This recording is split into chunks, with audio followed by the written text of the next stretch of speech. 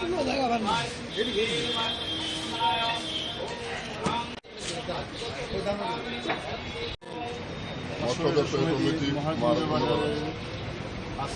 13 মে আজকে আমরা গঙ্গা পূজায় মায়ের আরাধনার ব্রত হয়েছি। এটা আমাদের সমিতির ঐতিহ্যবাহী পূজা।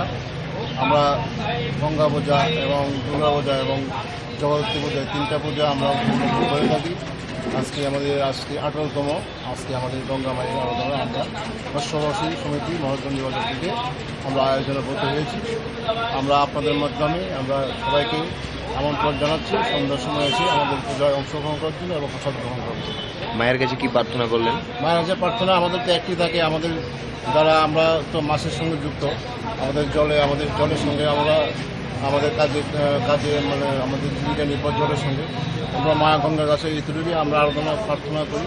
আমরা যাতে আমাদের জীবন যাতে নির্ভরভাবে সুন্দরভাবে আমরা মাছের চাষ করে জীবিকা নির্ভর করতে পারি।